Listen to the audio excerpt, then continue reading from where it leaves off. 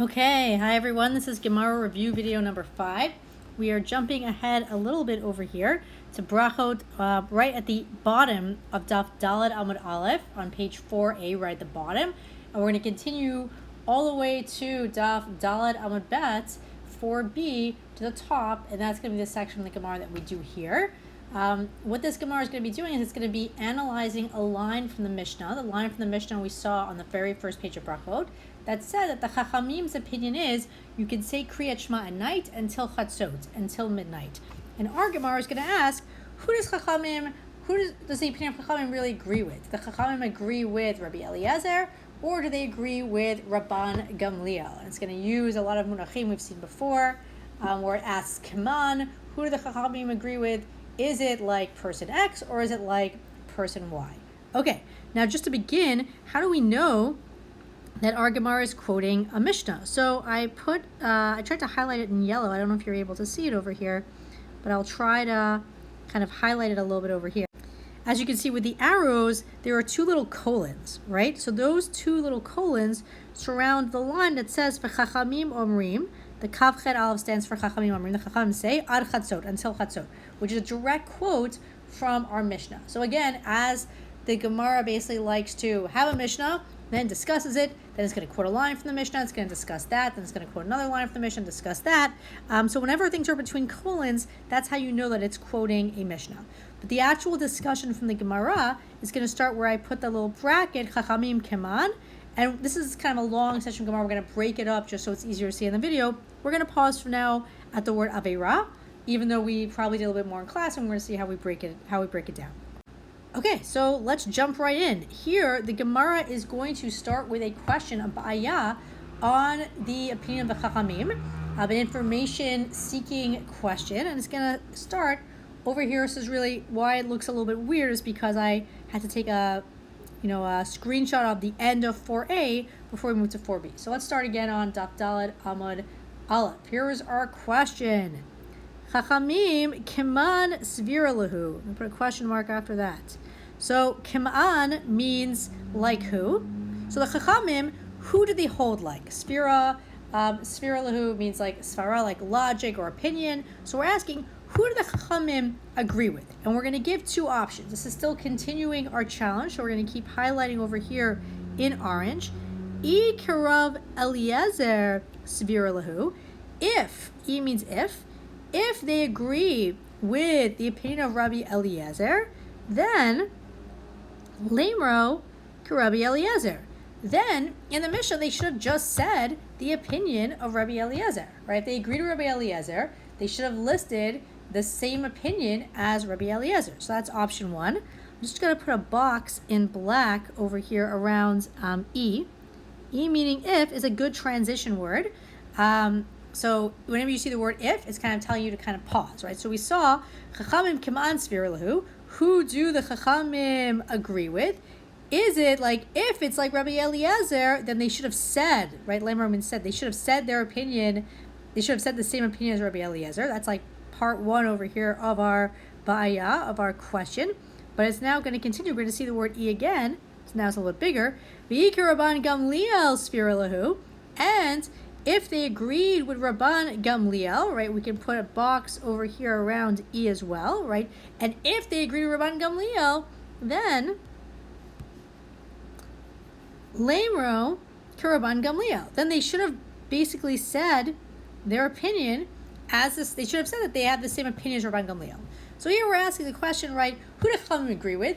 Do they agree with the first opinion, with the Chachamim? And if so, they should have just. Who do Chachamim agree with? Do they agree with Rabbi Eliezer? And if they agree with Rabbi Eliezer, they should have just said his opinion. And if they agree with Rabban Gamliel, they should have said his opinion. It's like the example we said in class, that if we're trying to figure out from an email, let's say, who does Mrs. Nurashal agree with? We could ask, like, well, if she agreed with Mrs. Appel in her email, she should have just said the same opinion as Mrs. Appel. She agrees with Mrs. Appel. And if she agreed with Rabbi Prince, she should just say in her email that she agrees with Rabbi Prince, right? So that's kind of how it's setting up this question. And even though this formula might seem a little awkward, this is kind of like a standard Gemara question format that we're going to see actually appears all over Gemara. So we highlighted this is orange. This is our question.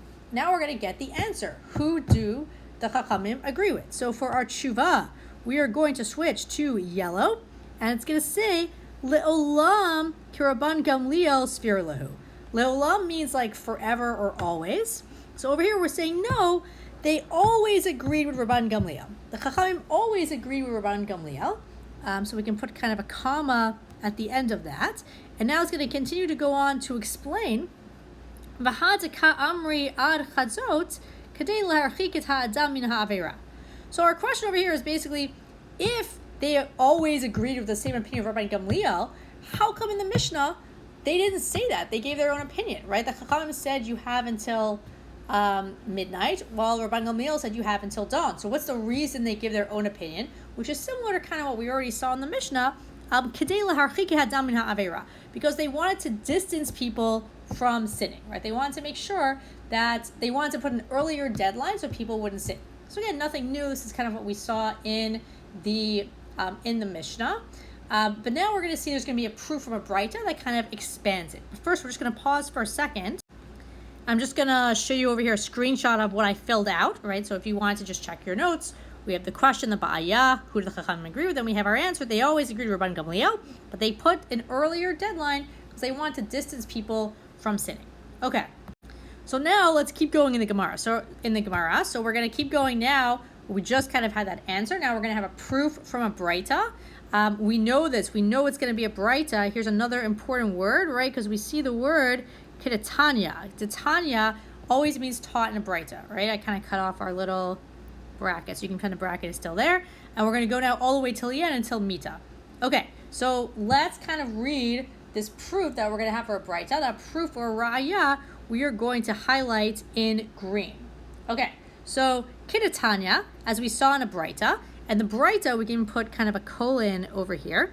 And now it's going to quote a Braita that's going to bring us support, explaining why the Chachamim agree with Rabban Gamliel, but still gave that earlier deadline. And a Braita, if we've talked about this in class, we know that the Mishnah are rabbinic discussions that happened much earlier, 300 years earlier than the Gemara. The Gemara is when the rabbis discussed the Mishnah. But really, not every discussion from the Mishnah period made it into the Mishnah. There are some discussions that kind of got cut when the Mishnah was codified, put together, compiled by Rav Yehuda Hanasi, and anything that was left out was called a Braita. So Braitas are kind of like rabbinic discussions from the time period of the Mishnah that didn't make it in to the official Mishnah, but they have the same status, so they can still get quoted as like an important challenge. Think of it like, if you're watching a movie and there's like extended scenes, so the Braitas are like the extended scenes, right? So they didn't actually make it into the original cuts, but they're still like, have like, canon status when it comes to the movie. Okay, cool. So let's read this proof. So now we're going to have this quote from a Braita. So here's the Braita.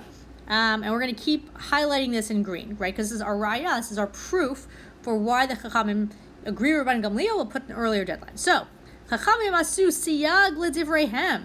The rabbis made a siyag. They made a fence for their words. So might remind you from a line from Pirkei Avot, right? This is siyag. We were trying to make a fence to protect us from sinning, right? So the rabbis made a fence for their words. Kedei shelo yeh hadam ba min hasadeh ba'erev.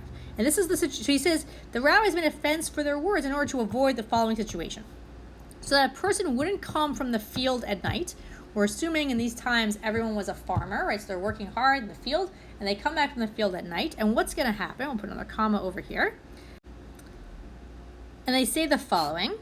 Here we go. Ve'omer elech lebeiti ve'ochal kima ve'eshteh kima ve'ishan kima.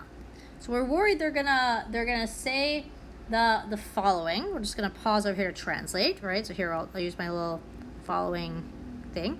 So the man shouldn't come from a field at night and say to himself, I'm even gonna put like a little quotation, this is kind of like what he's saying to himself, and say, I'll go to my house, kima means a little, and I'll eat a little, and I'll drink a little, and I'll nap or I'll sleep a little, right? Yashan is to sleep, and I'll sleep a little. And then what am I gonna do? Ve'achar kach, and afterwards, and after that, ekra kriyat shema.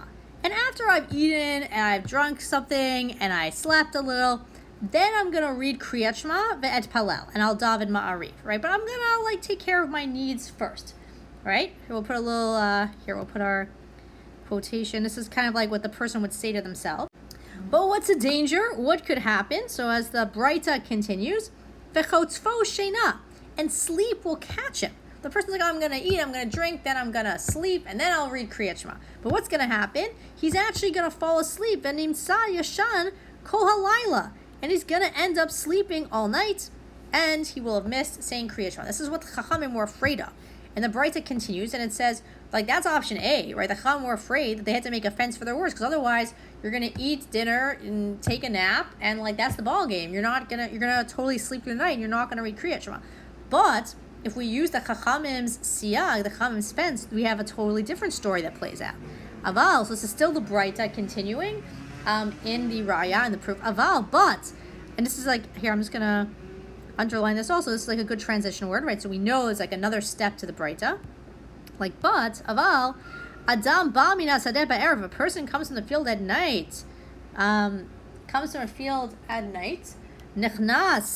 Labeit HaKnesset. And where does he go first? He goes to Shul first, right? It's the first place he goes. And then there's a few things he could do in Shul. Very nice, right? Im Ragil Likrot Koreh. If he's used to reading, he should read. And what this means by reading, it means really reading the Torah, like learning some Chumash. So if he wants to sit and learn some Chumash, he can learn some Chumash. Ve'im Ragil Lishnot Shoneh. And if he's Ragil means used to. He's used to, Lishnot means to learn, here like Mishnah, right? If he wants to learn some Mishnah, Shoneh. If he wants to learn some Mishnah, he can learn some Mishnah. Very nice.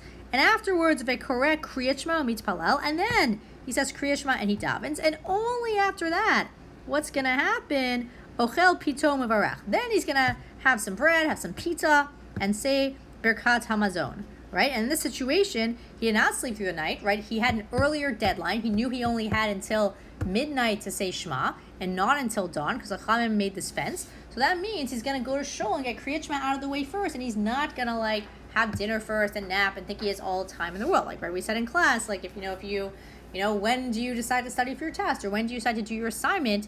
If you leave it till last minute and you can pull it off, good for you. But not everyone can do that. There's always a risk that you're going to end up not doing it at all. So Chachamim want to make that earlier deadline. And then we have a final line over here from this Braita, which is kind of surprising. And it says, V'kol ha'over al divrei chachamim chayav mita. This is kind of ends on a little bit of a mic drop over here. Anyone who transgresses the words of the Chachamim deserves to die. So, meaning even though we're saying the Chachamim technically agree with Rabban Gamliel, and you could say Kriyat Shema until dawn, right, until Lo HaShachar, they made an earlier deadline so you wouldn't sin, you wouldn't forget to say it, of midnight. And if you don't listen to these laws of the rabbis, even though, again, this is rabbinic D'Rabbanan, you deserve to die. End of this section of Gemara. So again, very shocking. We're going to have to discuss what this means in the next part of the Gemara. But I'm going to show you the screenshot again so you can check your work. Omer. Here you go. We'll freeze this for a second. This is everything we kind of just read. And this is the end of this section of Gemara.